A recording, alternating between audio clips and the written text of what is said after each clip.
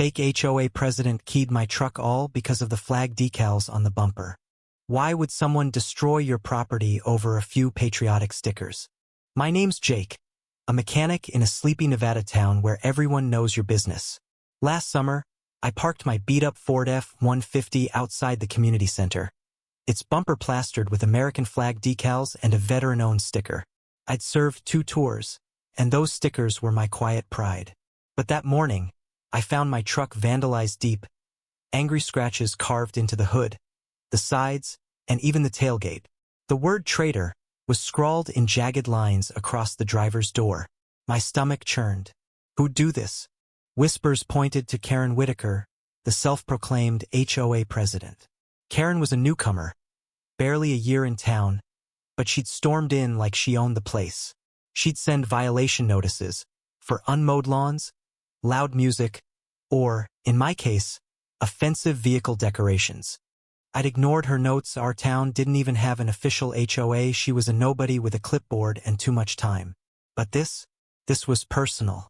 I confronted her at the next town meeting, holding up photos of my truck.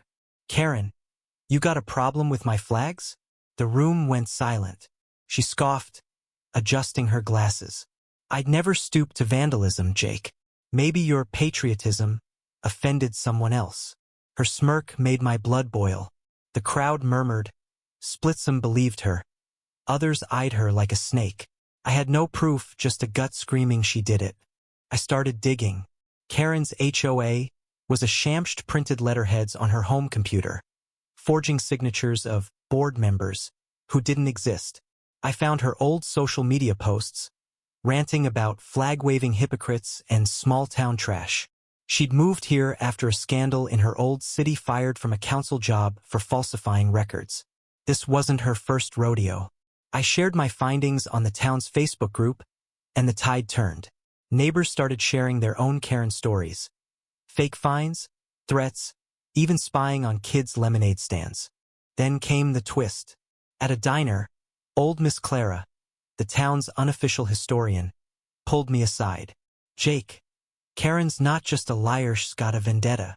Clara revealed Karen's brother had been dishonorably discharged from the military years ago. A sore spot she never got over. Flags, veterans, anything patriotic set her off. Clara had overheard Karen muttering about teaching you a lesson the day before my truck was keyed. It wasn't just about might, was her warped crusade. Armed with this, I set a trap. I parked my truck in the same lot, flags still bold, and hid a cheap trail camera in a nearby tree. 2 nights later, I got her. The footage was crystal clear. Karen, in a black hoodie, keying my truck with venom, her face twisted in rage. She even spray-painted fake on the windshield. Ironic given her lies. I uploaded the video to the town group at dawn. By noon, it had 500 shares. The showdown came at the community center. I played the video on a projector, Karen's face filling the screen. Gasps rippled through the crowd. She stood, red-faced, stammering, "This is a setup," but no one bought it. Neighbors shouted her down. Tom, whose dog she'd reported. Lisa, whose mailbox she'd fined. Even quiet Mr. Chun, who'd caught her snooping in his yard. Her lies unraveled like cheap thread. Karen's downfall was swift. The sheriff, a friend of mine, charged her with vandalism and fraud for her fake HOA scheme. Her husband, mortified, left town. The community shunned her. She couldn't even get a coffee without icy stares.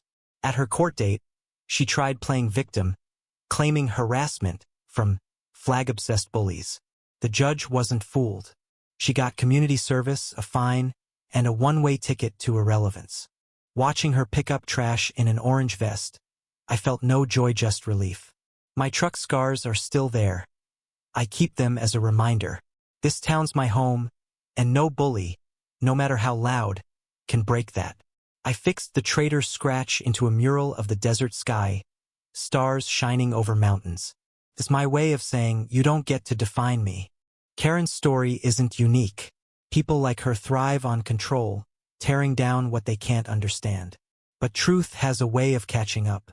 I'm back to wrenching cars, sharing beers with neighbors, and flying my flags prouder than ever.